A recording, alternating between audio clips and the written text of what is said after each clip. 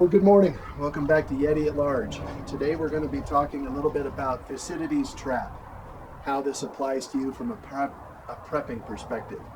I'm not going to be able to get his name out every single time it's going to come up. So instead of saying Thucydides, we're going to say Theo. We're going to call him Theo. He was an Athenian general, lived about 2,500 years ago. He was that fella that authored the statement, those that don't learn from history are doomed to repeat it, and those who do are doomed to watch the others suffer the consequences. My better half sent me a quote of the day today, and it was from Theo, and it was his quote: "The society that separates its scholars from its warriors will have its thinking done by cowards and its fighting done by fools."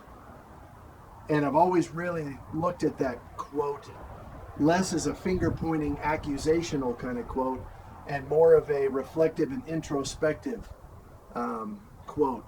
How does this apply to my life, and how well am I managing my own courage, and how critically am I thinking?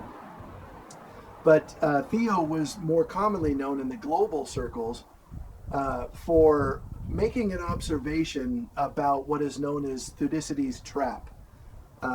Theo was basically the father of modern history. And you know, the road noise out here is going to be a little loud. Why don't we go to the shop where we can have a little more peace and quiet? But these global scholars will think about this trap in the terms of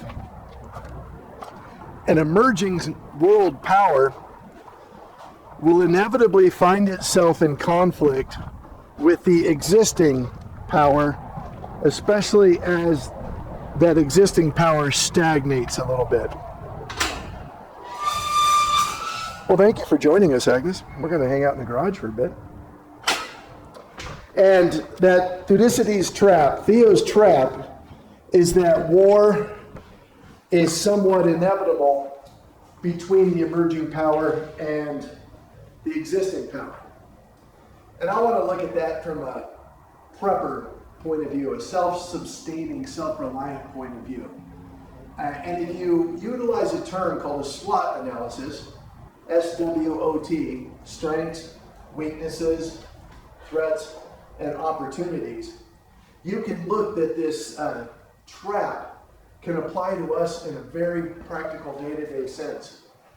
We don't have to be a world superpower to recognize that conflict between the existing systems and the emerging systems may be considered inevitable. It doesn't have to be if it's looked at through the filter of wisdom, critical thinking, and people could slow that down enough. But we're going to get caught in the middle of this in many ways. Things that we took for granted for years. Rudyard Kipling pointed out that the gods of the copybook headings would tell us that water will wet us and fire will burn. And every one of us is looking around today and realizing that we have large governmental and NGO entities telling us that water will burn you and fire will wet. And so we're stuck navigating in the middle of this. We prepare, we've got food on the shelves, we're getting ourselves out of debt, securing our position, reinforcing our communities, reaffirming those connections we have with allies, friends, family, and loved ones. But on a much deeper level, performing that SWOT analysis can be very helpful. What are our strengths? What are we good at? Where are we strong? And what are our weaknesses? Those directly correlate to each other. Where are we vulnerable?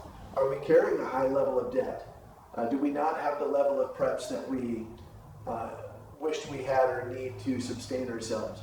Are our loved ones very far away and could be difficult to reach in a emergency situation, natural disaster, lack of communication, grid down type event? Then what are our opportunities? Where can we grow and move forward, and where are our exact threats? Sometimes those weaknesses and threats can overlap with each other. Let's say we're living in a situation where we have high bills, we're paycheck to paycheck, and our housing is not secure. We're in a rental situation and the cost of the rent is through the roof. It's going to take some critical thinking from a stoic perspective to make those big changes to reduce that threat and that weakness and make that into more of a strength. I recently went through a job loss after nearly 14 years in public safety. And thank God that I have very low bills by design. I drive older cars. I keep them in good shape because I have the ability to maintain those vehicles. I have a very small house with a very small mortgage. I turned what was a threat and a weakness into a strength and an opportunity when the rates bottomed out. And I bottom fished a good mortgage rate after having a USDA loan. I bought a bank-owned home that was in horrible shape. And again, my strength was I could make the best of that and redo that. If you look at our channel, you'll see we're going to feature a lot of videos on the projects we've done to improve that list for very little cost. So looking at our buddy Theo, that nation that separates its scholars from its warriors, it would seem that we're in the middle of something that looks like that. And we'll have its fighting done by fools and its thinking done by cowards. You've got to have courage. Every day you've got to have courage. You don't have to put on body armor, carry a gun, and wear a badge to need to have courage. Anybody that works in any portion of the public sector that takes their money from John Q. taxpayer needs to have a high degree of professional and emotional courage. They need to be available and do your job to the great deal of extent of excellence.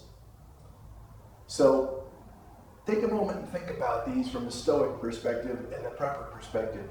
What are your strengths? What are you good at? What are your weaknesses? What can you improve? I used to tell the guys on my squad all the time, share your strength and work your weakness. If you're really good in one area, working that is only going to improve it by a tiny margin. You work your weakness and you'll make vast improvements. And share your strengths. Make sure that you're giving your gifts freely and helping those in your community. What are your opportunities? I went through a job loss recently. Yeah, that could be a threat and a weakness because it tore into my income stream and my long-term viability. But it's also an opportunity because there's so much going on and so many pieces are moving around the chessboard right now that I'm going to find something fantastic. I may utilize a few of my side hustles, leverage some of my retirement planning, not extensive, it's minimalistic, but again, so are my bills. And then those threats. A lot of threats are what used to be academic are now increasingly becoming more practical, more day to day. I'm making sure that I'm reducing my exposure and reducing those threats to the smallest possible exposure that I would have. I tell people frequently that you must consistently demonstrate a profound respect for life in all conditions and in all stations. By doing that, you wear your heart on your sleeve. Doesn't mean you're vulnerable, doesn't mean you drop your guard. You take your personal safety and your family's safety very serious. But it means that you have your heart in the right place, and with a warrior mindset, you're always looking to improve the things around you. That, and just on a basic level of using please and thank you with people around you, it'll be amazing the amount of trouble that won't find its way to you by being diplomatic ahead of time.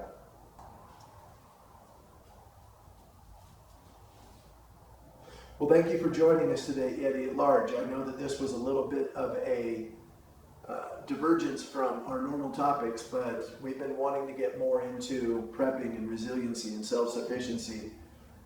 Take good care of yourself. Please leave a comment below, like and subscribe, and reach out to me in the comment section. I answer every one of my comments. And if there's anything that we can share and help with this community, we're available to do that.